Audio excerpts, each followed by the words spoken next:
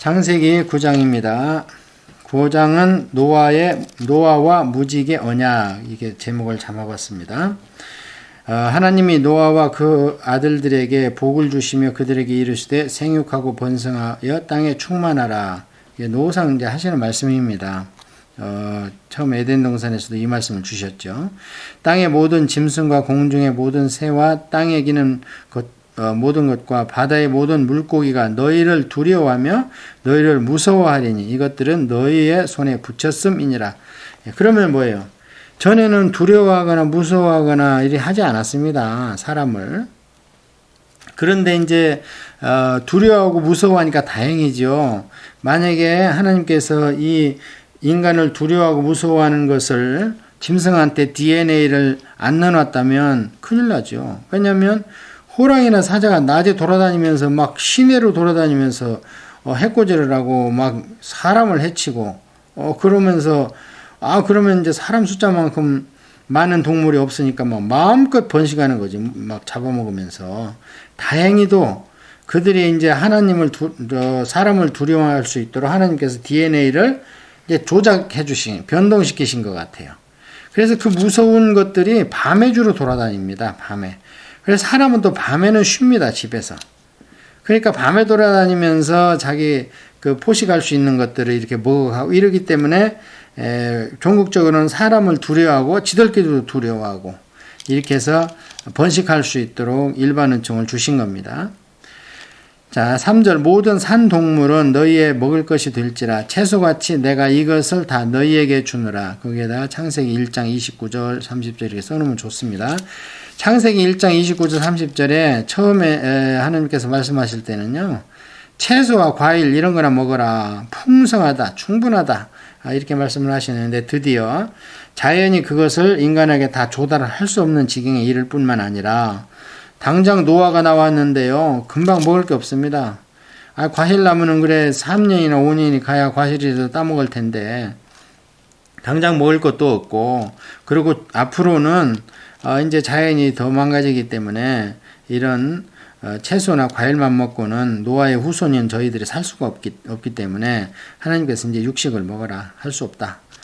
그런데 단 조건이 있다. 산동물을 먹어라. 그걸 줄치해야 됩니다. 죽은 동물을 먹으면 안 됩니다. 그래서 이게 레위기로 가서는 죽은 동물은 부정한 걸로 쳐서 만지기만 하고 스치기만 해도 하루를 근신해야 됩니다. 그러나 그 고기는 생명이 되는 피채 먹지 말 것이니라. 오늘날 이제 그걸 물어봐요. 자꾸 선지를 먹어야 되냐 말아야 되냐. 피채 그 피인데 맛이 있는데 안 먹어야 되는 거 아니냐. 안 먹는 게 좋죠. 성경에 이렇게 돼 있으니까. 먹는다고 뭐 그게 꼭 죽는다, 율법을 범했다, 그렇다고는 이제 말할 수 없지요. 왜냐하면 기도와 말씀과 기도로 모든 것이 거룩해지니까 기도하고 먹어 그냥. 이렇게 바울이 나중에 로마서에서 말씀하는 것을 봤을 때에 안 먹는 게 좋습니다. 그러나 꼭 먹고 싶다면 기도하고 마음에 깨름직하지 않도록 그 응답이 오면 먹으시면 됩니다. 그래서 너희가 생각하는 걸로 너희를 정죄하자는 복이 있다 그러십니다. 그래서 자, 내가 반드시 너희의 피 곧 너희의 생명의 피를 찾으리니 짐승이면 그 짐승에게서 사람이나 사람의 형제면 그에게서 그의 생명을 찾으리라. 다른 사람의 피를 흘리면 그 사람의 피도 흘릴 것이니 이는 하나님의 자기 형상대로 사람을 지으셨음이니라. 너희는 생육하고 번성하며 땅에 가득하여 그 중에서 번성하라 하였더라. 계속 생육하고 번성하고 다스리라는 말씀을 하시는데요.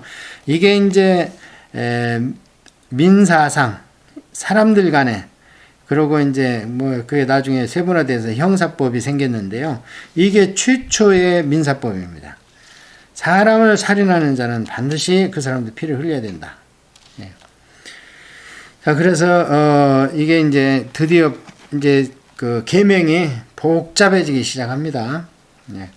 처음에는 딱 한 가지였죠. 선악과 따먹지 마 했는데 이제 점점 더 복잡해집니다. 하나님이 노아와 그와 함께한 아들들에게 말씀해 이르시되 내가 내 언약을 너희와 너희 후손과 너희와 함께한 모든 생물 곧 너희와 함께한 새와 가축과 땅의 모든 생물에게 세우리니 방주에서 나온 모든 것 곧 땅의 모든 짐승에게니라. 내가 너희와 언약을 세우리니 다시는 모든 생물을 홍수로 멸하지 아니할 것이라. 땅을 멸할 홍수가 다시 있지 아니하리라. 괄호치고 다음에는 불이다. 불 이렇게. 왜냐하면 이거는 신약성에 나와 있기 때문에요. 그때는 물이었으나 이제는 불이다 그렇게 나와 있습니다. 하나님이 이르시되 내가 나와 너희와 및 너희와 함께 하는 모든 생물 사이에 대대로 영원히 세우는 언약의 증거는 이것이니라. 내가 내 무지개를 구름 속에 두었나니 이것이 나와 세상 사이의 언약의 증거니라. 내가 구름으로 땅을 덮을 때에 무지개가 구름 속에 나타나면 내가 나와 너희와 및 육체를 가진 모든 생물 사이에 내 언약을 기억하리니 다시는 물이 모든 육체를 멸하는 홍수가 되지 아니할지라. 무지개가 구름 사이에 있으리니 내가 보고 나 하나님과 모든 육체를 가진 땅의 모든 생물 사이에 연약한 언약을 기억하리라. 하나님이 노아에게 또 이르시되 내가 나와 땅에 있는 모든 생물 사이에 세운 언약의 증거가 이것이라 하셨더라. 생명의 언약을 이제 줍니다. 그러니까 생명의 언약이 지금 선악과 언약에서 여기 무지개 언약으로 왔습니다. 여기서 우리가 하나 짚어볼 거 있어요. 그 선악과 언약도 그렇고 무지개 언약도 그렇고 앞으로 이제 쭉 나가다가 메시아 언약도 그렇고요. 우리 쪽에서는 한 게 없는데 하나님께서 언약을 주시는 겁니다. 이때 노아가 지금 뭐 헌금을 몽땅 했다고 그래요. 아니면 뭘 헌신을 했다고 아무것도 안 했습니다. 근데 하나님께서 혼자 말씀하시기를 다시는 내가 물로는 멸하지 않겠다. 이렇게 하는데 그 표시가 무지개다. 그래서 아무리 장대비가 오더라도 끝이고 나면 짱 하고 무지개가 필 거야. 그러면 나를 기억하라. 그래서 모든 장마나 이런 큰 비는 끝이게 돼 있다. 끝이면은 무지개가 있다. 그래서 나를 이제 아무리 무서운 장맛비 가운데에서도 무지개가 붙이면 이것을 좀 기억하라. 그러면서 좀 근신하라 그런 얘기인데요. 그래서 이것의 언약인데 이거 지금 우리가 한 게 없습니다. 인간 입장에서. 그래서 이것을 편무 언약이다 그래요. 편무라는 건 뭐냐면 우리가 편도 차선 이렇게 얘기하면 일방통행이죠. 그러니까 하나님의 약속이 하나님께서 일방으로 우리한테 주시는 거예요. 이거가 예수님의 십자가 피고 이거가 우리의 가장 귀한 생명의 구원입니다. 이 편무 언약이. 그러면 또 뭐가 있겠는가? 쌍무 언약이 있습니다. 그게 뭐냐? 레위기는 대부분 쌍무 언약입니다. 편무 언약은 선악과나 무지개나 메시아나 대속의 피나 예수님께서 하신 나를 믿어라 그럼 너희가 살리라 이 정도가 이게 일방적인 왜냐하면 우리 쪽에서 값을 치를 수가 없는 엄청난 가치의 언약이기 때문에 그렇습니다. 그러나 쌍무 언약이라는 것은 레위기는 다 쌍무 언약이에요. 반드시 그것을 행해야 하나님께서 복을 주시는 거예요. 그래서 쌍무 언약이라는 것은 이 땅에서 우리가 육신을 입고 있으면서 평강의 언약입니다. 생명과 평강의 언약이 쌍무 언약이기 때문에 말라기서가 나와 있는데 말라기서에서 말라기 선지자가 하시는 말씀이 뭐냐면 레위기를 얘기할 때 모세에게 준 시내산에 준 언약을 얘기할 때 생명과 평강의 언약이다 이런 표현을 씁니다. 그것은 이 땅에서 우리 육신이 그래서 지금처럼 질병이 창궐하더라도 레위기에 나와 있는 예방의학에 그리고 병 걸린 사람은 격리 조치하고 그 다음에 깨끗이 물로 씻고 오늘날 같으면 이제 치료제를 맞고 몸에 깨끗한 것을 추구하는 것을 말씀하는 것이 되겠죠. 자, 그래서 무지개 언약은 쌍무 언약이 아니고 편무 언약이다. 이게 구속사 언약이다. 이렇게 아시면 되고요. 보통 우리가 율법 하는 것은 쌍무 언약입니다. 그것은 안 지키면 하느님이 반드시 벌을 하십니다. 죄와 허물에 대한 벌을 하십니다. 그래서 그것을 혹간에 이제 범했을 때 하나님께 용서받는 것이 제사법입니다. 레위기에. 자, 그 정도는 아시고 이제 레위기를 다음에 공부할 때 자세히 하기로 합니다. 방주에서 나온 노아의 아들들은 셈과 함과 야벳이며 함은 가나안의 아버지라. 줄쳐야 됩니다. 이 가나안의 아버지다 이 얘기는 뭐냐면 이 창세기가 모세 때 기록이 된 겁니다. 그러니까 이 창세기의 독자들은 모세 시대의 백성들입니다. 그래서 그들을 가장 괴롭힌 게 누구예요? 가나안 족속이죠. 그 땅을 또 쳐부셔야 되고 또 죄의 표본으로 가나안을 막 성경에 말씀을 하시고 다른 데에도 이방인들의 죄가 많았습니다. 그런데 이제 가나안 땅을 가서 차지해야 되기 때문에 그랬는데 함을 가나안의 아버지라 이렇게 얘기하면 그러면 함이 뭘 잘못했구나. 그래서 이 시대에 가나안이 저렇게 저주를 받았구나 하는 것을 그 당시 모세의 백성들은 아마 딱 직감을 했을 겁니다. 노아의 이 세 아들로부터 사람들이 온 땅에 퍼지니라. 노아가 농사를 시작하여 포도나무를 심었더니 포도주를 마시고 취하여 그 장막 안에서 벌거 벗은지라. 이제 여기 마시고는요, 사실 그 얘기 이제 정관사가 있는 걸로 봐서는요, 이 포도주를 마시면 취한다는 것을 알았습니다. 그래서 의지가 포함된 동사예요, 이게. 그런데도 불구하고 노아가 이렇게 마시고 이제 실수를 하는 거지요. 가나안의 아버지 함이 그의 아버지 핫체를 보고 밖으로 나가서 그의 두 형제에게 알림해. 이제 이게 원어로 보면요, 이제 노아가 벌거벗은 겁니다. 그래서 이제 핫체를 봤다는 얘기는 그 부끄러운 남자의 그 부분을 봤다는 거예요. 그럼 얼른 덮어야 되는데 그것을 가지고 아버지를 모멸을 하고 멸시를 합니다. 그래서 그 형제들한테 막 달려가 가지고요, 막 그 아버지의 그 부끄러운 것을 막 공표를 하는 거예요. 공포를 해.